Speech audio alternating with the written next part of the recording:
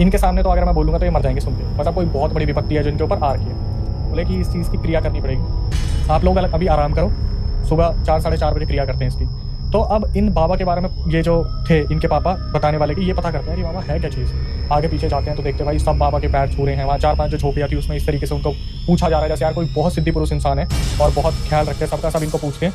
तो होता क्या है, वक्त के साथ जैसे सुबह का टाइम आता है तो 4:30 बजते हैं, ये सो रहे थे, पहले सफाई करी गई उस एरिया की, उन्हीं के हस्बैंड ने करी, विजय ने। फिर सुबह का टाइम आता है 4:30 बजे का, तो 4:30 बजे बाबा आते, बोलते उठ जाओ अब समय आ गया, हमें पूजा आरंभ करनी है। तो जब ये अपने घर के बाहर निकलते हैं तो अचानक से देखते हैं कि 7 पेड़ घेरे में खड़े हैं। तो ये गाँव वालों से पूछते हैं कल जब हम आए थे तब तो ये पेड़ नहीं थे।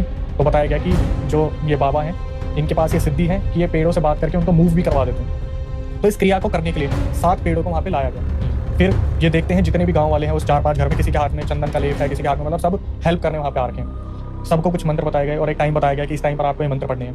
वहाँ पर जब उस लड़की को बैठाया और वहाँ पर कुछ चीज़ें लाई गई थी जो बलिदान देने के लिए थी, तो जो बाबा थे उन्होंने अपनी क्रिया करनी स्टार्ट की। वो जो लड़की थी वो एकदम से पोजेस होना स्टार्ट हो गई धीरे धीरे धीरे धीरे। बाबा ने बोला सारे मंत्र पढ़ना शुरू करो, जितना ज़्यादा उच्चारण होगा उतनी जल्दी इसके अंदर चीज़ें आएंगी, और लड़की के पास टाइम कम है तो इस तरीके से उच्चारण करो कि जितनी तेज़ आवाज़ में बोलोगे मंत्र उतने ज़्यादा इसे अफेक्ट करेंगे। तो ऐसा ही होता है, जितने भी मंत्र का उच्चारण हो रहा है और ये लड़की पूरा पोजेशन बाहर निकल रही है, पूरा आ रहा है, लेकिन ये कंफर्म नहीं हो पा रहा है ये एंटिटी है कौन, किसने भेजा, क्या है। बलिदान दिया गया, वो जो 7 पेड़ थे उन पर चंदन लगाया गया, सिंदूर लगाया गया, वहाँ पर जो राई के दाने थे वो छिड़के गए, लौंग उन पेड़ों में डाली गई। उसके बाद जब पोजेशन पूरा इस तरीके से आ गया था कि मार दूंगी मार दूंगी मार दूंगी, तो एकदम से बाबा ने सबको बोला शांत हो जाओ, अब सारे शांत हो जाओ। उधर धूप की किरणें आनी शुरू हो गई थी।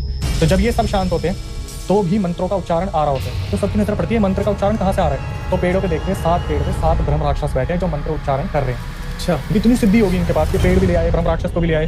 तो उस लड़की का केस इतना वर्स्ट हो गया था, बाबा ने जब देखा कि उसका जो शरीर है वो धीरे धीरे लकड़ी का बनने लग रहा है कि ऊपर जैसे वो जमने लग रही है, तो बाबा ने क्या करा, उस लड़की का हाथ पकड़ा, उसे खींच लिया और वो पूरी आकृति बनती चली गई लकड़ी की। अब ये सारी चीजें होते टाइम क्या हुआ, बाबा ने बोल दिया कि अब सारे साइड हो जाओ, और उस पूरे 7 पेड़ पे एक जैसे होता है मोली रोली का पूरा घेरा बना दिया, और ये चीज़ बोल दी कि अब इसको कोई छेड़ेगा नहीं, ये 7 ब्रह्म राक्षस आज से इस एंटिटी को यहीं पर पकड़ के रखेंगे। अब लड़की हो गई मुक्त। तो पूछा गया कि भाई अचानक से लड़की को उस घेरे से निकाल लिया, तो वो आकृति होती है ना जैसे बनती चली गई, किसी चीज़ को कैद कर लिया वहाँ पे। अब ब्रह्म राक्षस भी अब लोगों को तो दिखते नहीं है, लेकिन बाबा से पूछा गया कि बाबा ये सारी चीज़ें ठीक है, ये हुआ क्या, किसने करा, क्यों करा, इसी के साथ क्यों हुआ। तो बाबा वहाँ बैठते बोलते हैं मैं बताता हूँ। लड़की बेहोशी की हालत में थी, तो उन्होंने बताया कि इसके पीछे एक लड़का पड़ा हुआ था, इनके दिमाग में वो गया क्लिक हुआ। तो बाबा ने बताया कि इसके पीछे जो लड़का पड़ा हुआ था ना, जब ये वहाँ पुलिस वालों से पिट के निकला तो ये शहर बदल के अपनी मौसी के पास गया, और इसकी मौसी थी एक डायन।